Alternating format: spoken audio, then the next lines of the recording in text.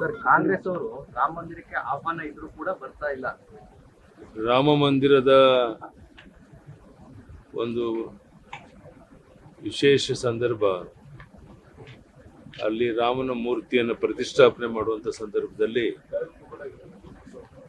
ಕಾಂಗ್ರೆಸ್ನವ್ರಿಗೆ ಆಮಂತ್ರಣ ಇದ್ರೂ ಸಹ ನಾವು ಹೋಗೋದಿಲ್ಲ ಅನ್ನುವಂಥ ಒಂದು ತೀರ್ಮಾನವನ್ನು ತಗೊಂಡಿರುವಂಥದ್ದು ಅತ್ಯಂತ ದುರ್ದೈವದ ಸಂಗತಿ.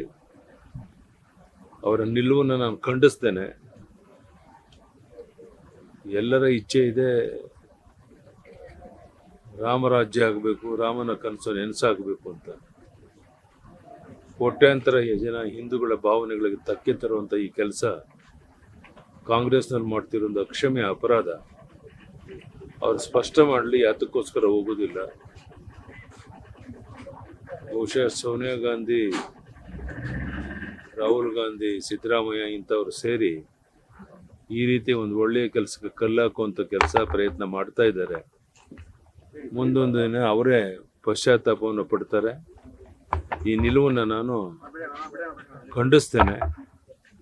ಈಗಲಾದರೂ ಅವ್ರಿಗೆ ರಾಮ ಸದ್ಬುದ್ಧಿಯನ್ನು ಕೊಟ್ಟು ಯಾರಿಗೆ ಬರಬೇಕು ಅಂತ ಈಗಾಗಲೇ ಆಹ್ವಾನ ನೀಡಿದಾರೋ ಅವ್ರು ಹೋಗಿ ಕಾರ್ಯಕ್ರಮದಲ್ಲಿ ಭಾಗವಹಿಸುವಂಥದ್ದು ಅವರ ದೃಷ್ಟಿಯಿಂದ ಒಳ್ಳೆಯದು. ಇಲ್ಲ ಅಂದರೆ ಕಾಂಗ್ರೆಸ್ ಪಕ್ಷ ರಾಮನ ವಿರೋಧಿ ಅನ್ನುವಂಥದ್ದನ್ನ ಸಾಬೀತು ಮಾಡಿದಂತಾಗುತ್ತೆ. ಈಗಲಾದರೂ ಎಚ್ಚರ ವಹಿಸಬೇಕು ಅಂತೇಳಿ ನಾನು ಈ ಸಂದರ್ಭದಲ್ಲಿ ಒತ್ತಾಯ ಮಾಡ್ತೇನೆ. ನ್ಯೂಸ್ ಫಸ್ಟ್, ನಿರ್ಭೀತಿಯಿಂದ ನಿಮ್ಮ ಪರವಾಗಿ.